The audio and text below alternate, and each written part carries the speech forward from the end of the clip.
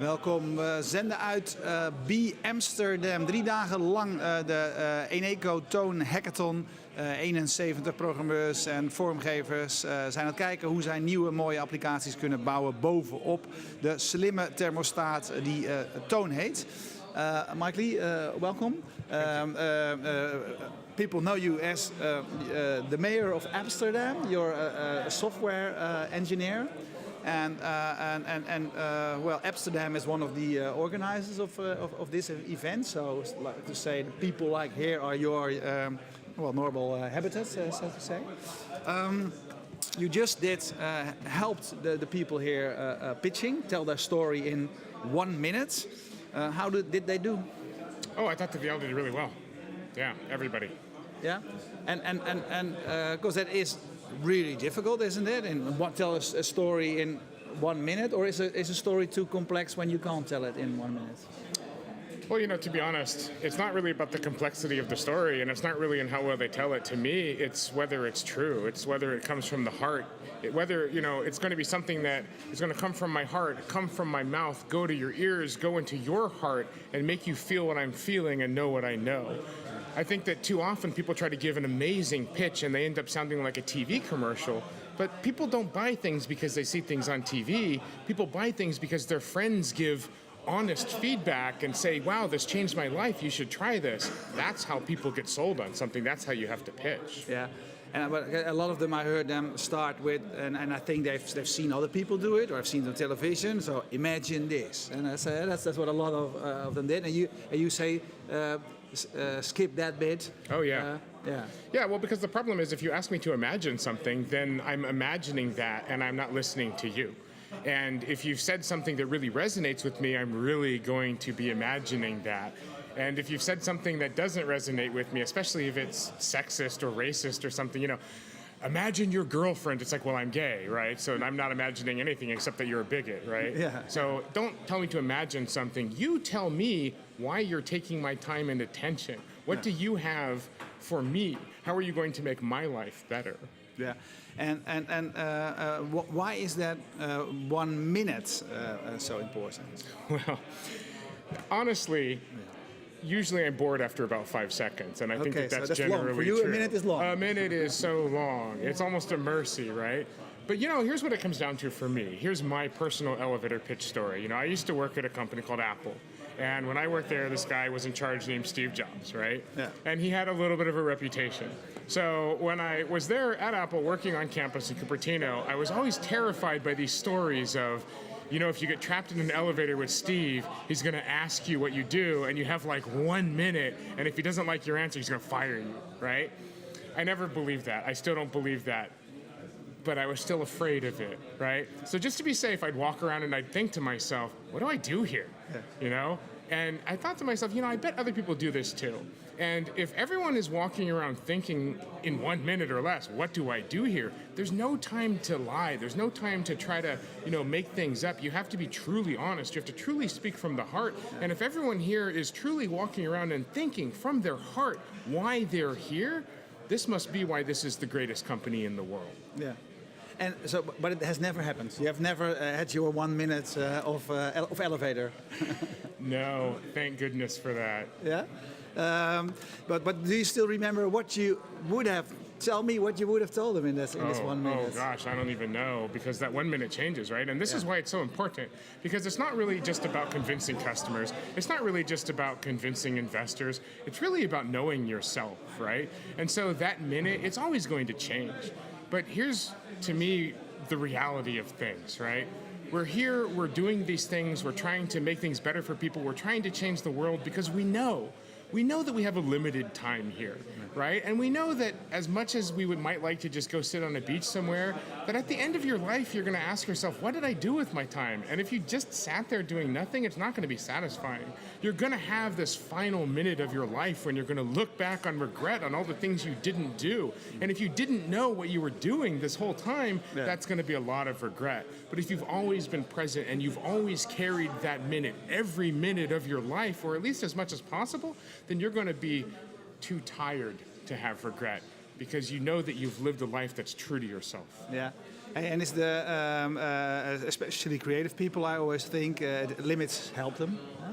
So is the time limit important as well to think about your product or to think about what the goals you want to reach in life? I just think it's as important to be as short as possible, and honestly, it depends. But isn't it a shame as well? I mean, we need in-depth stuff as well in life. We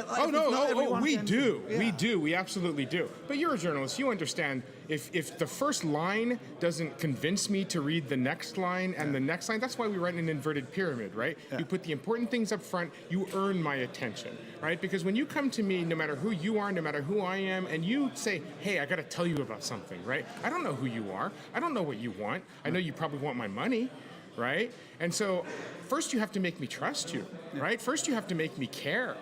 You're not going to shove detail down my throat. I'm going to beg you for detail because you've just told me something that's just blown my mind. Yeah. You've just changed my life in 1 minute, and now I'm willing to follow you anywhere. You can have my wallet. Yeah, so grab attention, and from then on, grab attention, earn trust. Yeah. Make me love it. Yeah. Hey, and you say it should be from the heart, but isn't it possible that someone is really good with an idea and the important thing is I just want to make money? Is that or that doesn't work? I think that in theory, there's probably somebody like that. Yeah. But you know what? Honestly, having been an entrepreneur myself and having spent a lot of time in front of a computer, I know how hard it is, right? If all you really want to do is make money, I think there's easier ways to make money. I think entrepreneurship is a terrible way to make money.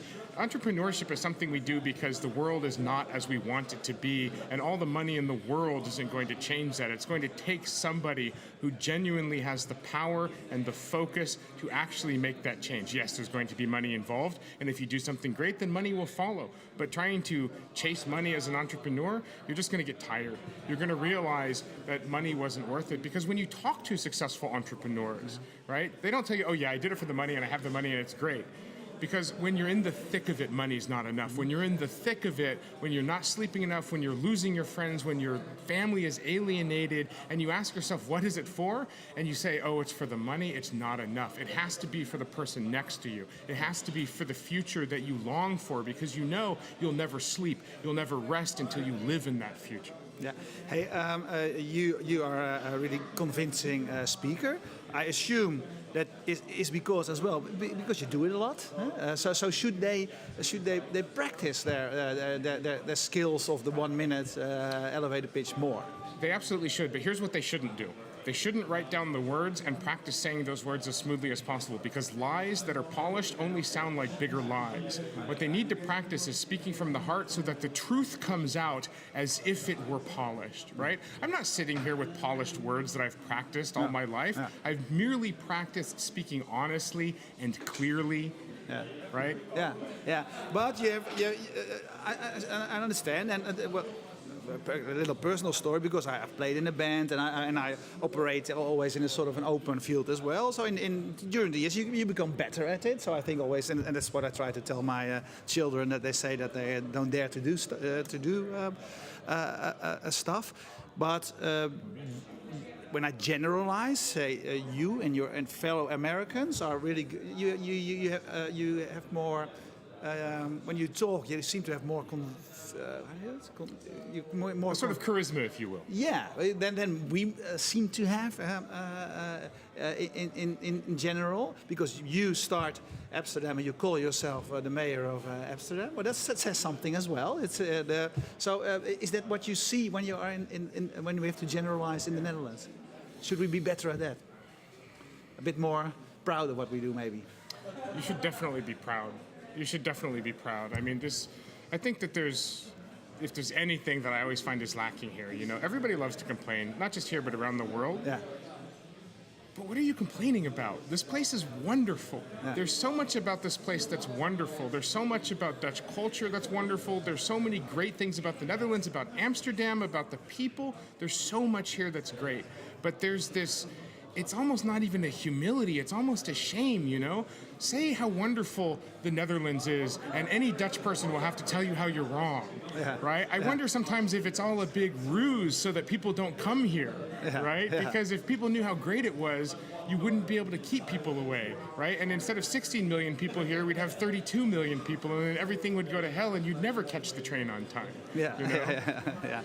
Hey, there's a million things I can talk to you about, and I'd like to do another time as well. But I would like to keep it now to the pitch bit. Well, you've heard them, and your first impression. Were there any things there that surprised you, or you thought, wow, that's what I would like to have in my home as well? I will say that after hearing, 14 pitches, by the end of it, I kind of want this stuff. You know, like this isn't the first kind of smart home system to come along, and I've never really cared about it, and I've never really seen the point. But after hearing so many people telling me about my home, reacting to me, telling me, you know, how I can save money, telling me how I can live a better life, I really start to believe it. I'm really into it. Yeah, same with me, because I still have this one thermostat thing where you... I don't even know where the thermostat is in my house. It's terrible. Oké, thanks a lot. Jullie bedankt voor het kijken. We zijn hier live morgen weer terug. Vanaf ergens in de ochtend en de hele dag. Nog morgenmiddag kun je de prijswinnaars zien. Dankjewel.